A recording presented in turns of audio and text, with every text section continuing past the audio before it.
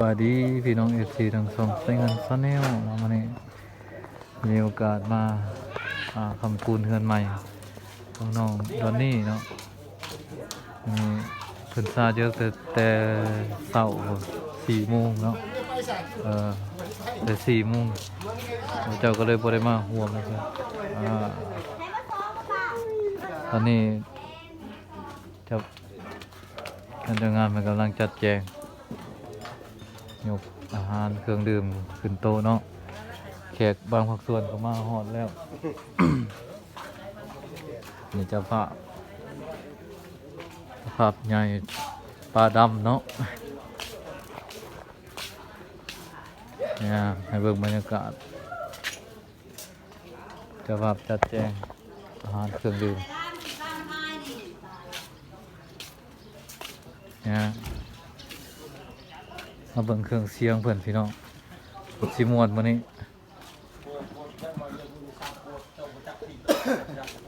แม่นเนาะเนี่ยเครื่องเสียงกำลังติดตั้งมวนเต็มที่เนาะนี่เนาะคำจึ๊ดกำลังติดตั้งกำลังสิขึ้นพี่น้องเขาจะขับเลยไปตัวแสบนะเครื่องเสียงเพิ่นโบถ้าเป็นนี่เราทำมาคันโบจับขึ้นมาเลยโบได้จับขึ้นมาเลยจังเตือนเน็ตมันสะคันได้จับขึ้นมาลินเลยคือว่านี่เนี่ยเตือนเลย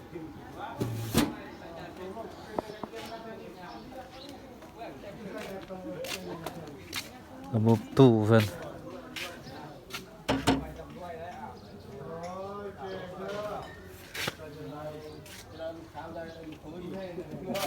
ทีวีบ่นี่บีบ่เทอร์โบเนาะ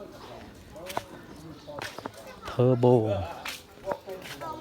มันเป็นดอก21ผมว่ามันคือตู้ใหญ่แท้18บ่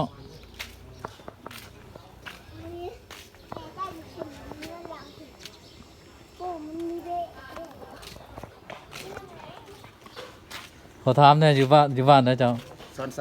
อยู่บ้านชอนไซหลังกองสการเพลงกองอาดานเพลง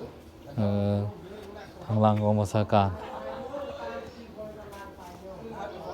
ปีนี้ได้งานดีอยู่เนาะวันปีใหม่ไลฟ์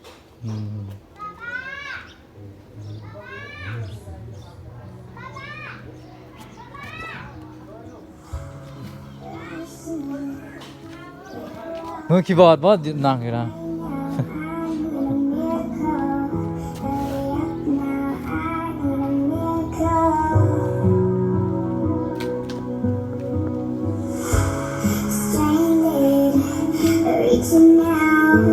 เริ่มดังแล้วพี่น้อง